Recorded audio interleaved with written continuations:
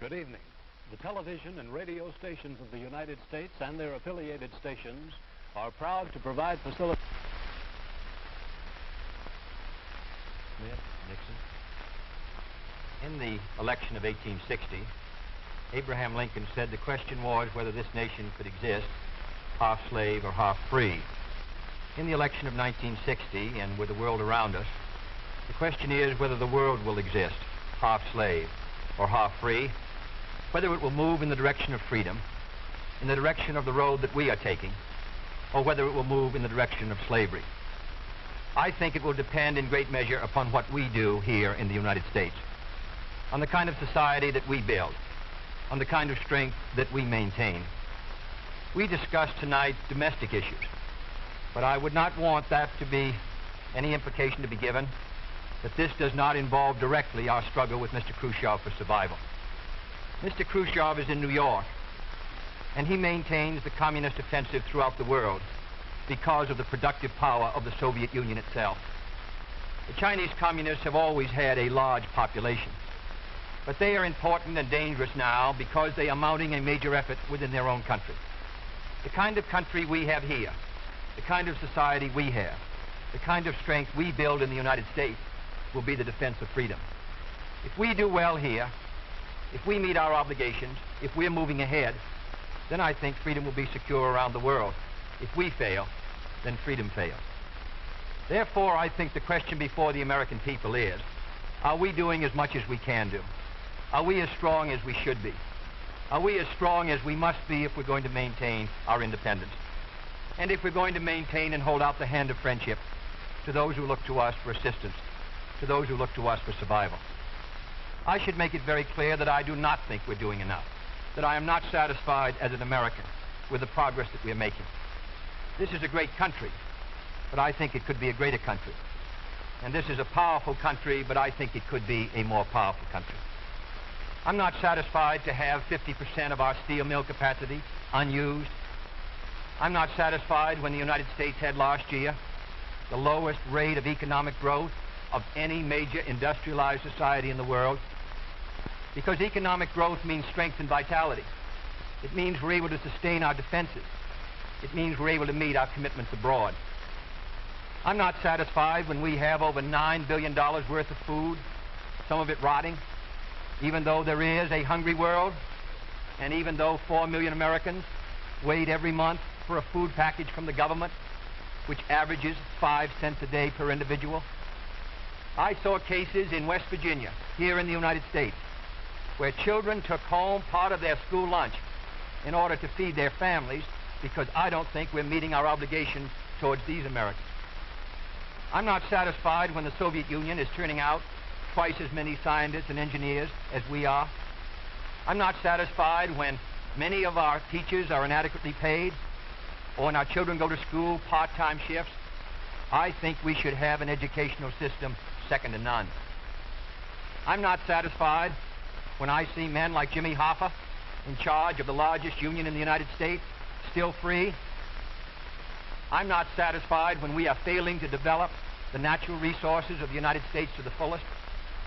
Here in the United States, which developed the Tennessee Valley and which built the Grand Coulee and the other dams in the northwest United States, at the present rate of hydropower production, and that is the hallmark of an industrialized society, the Soviet Union by 1975 will be producing more power than we are. These are all the things, I think, in this country that can make our society strong or can mean that it stands still. I'm not satisfied until every American enjoys his full constitutional rights. If a Negro baby is born, and this is true also of Puerto Ricans and Mexicans in some of our cities, he has about 1/2 as much chance to get through high school as a white baby. He has 1/3 as much chance to get through college as a white student. He has about 1/3 as much chance to be a professional man, about 1/2 as much chance to own a house. He has about 4 times as much chance that he'll be out of work in his life as the white baby. I think we can do better. I don't want the talents of any American to go to waste. I know that there are those who say that we want to turn everything over to the government. I don't at all. I want the individuals to meet their responsibility. And I want the states to meet their responsibility. but I think there is also a national responsibility. The argument has been used against every piece of social legislation in the last 25 years. The people of the United States individually could not have developed the Tennessee Valley. Collectively, they could have. A cotton farmer in Georgia, or a peanut farmer, or a dairy farmer in Wisconsin or Minnesota, he cannot protect himself against the forces of supply and demand in the marketplace, but working together in effective governmental programs, he can do so. 17 million Americans who live over 65 on an average Social Security check of about $78 a month. They're not able to sustain themselves individually, but they can sustain themselves through the Social Security system. I don't believe in big government, but I believe in effective governmental action. And I think that's the only way that the United States is going to maintain its freedom. It's the only way that we're going to move ahead. I think we can do a better job. I think we're going to have to do a better job if we are going to meet the responsibilities which time and events have placed upon us. We cannot turn the job over to anyone else. If the United States fails, then the whole cause of freedom fails. And I think it depends in great measure on what we do here in this country.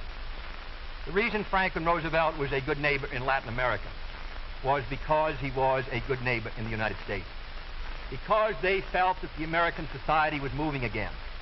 I want us to recapture that image. I want people in Latin America and Africa and Asia to start to look to America, to see how we're doing things, to wonder what the President of the United States is doing, and not to look at Khrushchev or look at the Chinese communists. That is the obligation upon our generation. In 1933, Franklin Roosevelt said in his inaugural that this generation of Americans has a rendezvous with destiny. I think our generation of Americans has the same rendezvous. The question now is, can freedom be maintained under the most severe attack it has ever known? I think it can be. And I think in the final analysis, it depends upon what we do here. I think it's time America started moving again. And now the opening statement by Vice President Richard M. Nixon. Smith, Senator Kennedy. The things that Senator Kennedy has said, many of us can agree with. There is no question but that we cannot discuss our internal affairs in the United States without recognizing that they have a tremendous bearing on our international position. There is no question but that this nation cannot stand still because we are in a deadly competition. A competition not only with the men in the Kremlin, but the men in Peking. We're ahead in this competition, as Senator Kennedy, I think, has implied. But when you're in a race, the only way to stay ahead is to move ahead. And I subscribe completely to the spirit that Senator Kennedy has expressed tonight, the spirit that the United States should move ahead. Where then do we disagree? I think we disagree on the implication of his remarks tonight and on the statements that he has made on many occasions during his campaign to the effect that the United States has been standing still. We heard that later. Looking then to this problem of how the United States should move ahead and where the United States is moving, I think it is well that we take the advice of a very famous campaigner. Let's look at the record. Is the United States standing still? Is it true that this administration that Senator Kennedy has charged has been an administration of retreat, of defeat, of stagnation? Is it true that as far as this country is concerned, in the field of electric power, in all of the fields that he has mentioned, we have not been moving ahead? Well, we have a comparison that we can make. We have the record of the Truman administration of 7.5 years and the 7.5 years of the schools. We have built more schools in these last 7.5 years than we built in the previous 7.5, for that matter, in the previous 20 years. Let's take hydroelectric power. We have developed more hydroelectric power in these 7.5 years than was developed in any previous administration in history. Let us take hospitals. We find that more have been built in this administration than in the previous administration. The same is true of there's been more growth in this administration than in its predecessor. But let's not put it there. Let's put it in terms of the average family. What has happened to you? we find have gone up 5 times as much in the Eisenhower administration as they did in the Truman administration. What about the prices you pay? We find that the prices you pay went up 5 times as much in the Truman administration as they did in the Eisenhower administration. What's the net result of this? This means that the average family income went up 15% in the Eisenhower years as against 2% in the Truman years. Now, this is not standing still. But, good as this record is, may I emphasize, it isn't enough. A record is never something to stand on. It's something to build on. And in building on this record, I believe that we have the secret for progress. We know the way to progress. And I think, first of all, our own record proves that we know the way. Senator Kennedy has suggested that he believes he knows the way. I respect the sincerity with which he makes that suggestion. But on the other hand, when we look at the various programs that he offers, they do not seem to be new. They seem to be simply retreads of the programs of the Truman administration which preceded it. And I would suggest that during the course of the evening, he might indicate those areas in which his programs are new, where they will mean more progress than we had then. What kind of programs are we for? We are for programs that will expand educational opportunities, that will give to all Americans their equal chance for education, for all of the things which are necessary and dear to the hearts of our people. We are for programs, in addition, which will see that our medical care for the aged is much better handled than it is at the present time. Here again, may I indicate that Senator Kennedy and I are not in agreement as to the aim. We both want to help the old people. We want to see that they do have adequate medical care. The question is the means. I think that the means that I advocate will reach that goal better than the means that he advocates. I could give better examples, but for whatever it is, whether it's in the field of housing, or health, or medical care, or schools, or the development of electric power, we have programs which we believe will move America, move her forward and build on the wonderful record that we have made over these past 7.5 years. Now, when we look at these programs, might I suggest that in evaluating them, we often have a tendency to say that the test of a program is how much you're spending. I will concede that in all the areas to which I have referred, Senator Kennedy would have the federal government spend more than I would have it spend. I costed out the cost of the Democratic platform. It runs a minimum of $13.2 billion a year more than we are presently spending, to a maximum of $18 billion a year more than we're presently spending. Now, the Republican platform will cost more, too. It will cost a minimum of $4 billion a year more, a maximum of $4.9 billion a year more than we're presently spending. Now, does this mean that his program is better than ours? Not at all. Because it isn't a question of how much the federal government spends. It isn't a question of which government does the most. It's a question of which administration does the right thing. And in our case, I do believe that our programs will stimulate the creative energies of 180 million free Americans. I believe the programs that Senator Kennedy advocates will have a tendency to stifle those creative energies. I believe, in other words, that his programs would lead to the stagnation of the motive power that we need in this country to get progress. The final point that I would like to make is this. Senator Kennedy has suggested in his speeches that we lack compassion for the poor, for the old, and for others that are unfortunate. Let us understand throughout this campaign that his motives and mine are sincere. I know what it means to be poor. I know what it means to see people who are unemployed. I know Senator Kennedy feels as deeply about these problems as I do.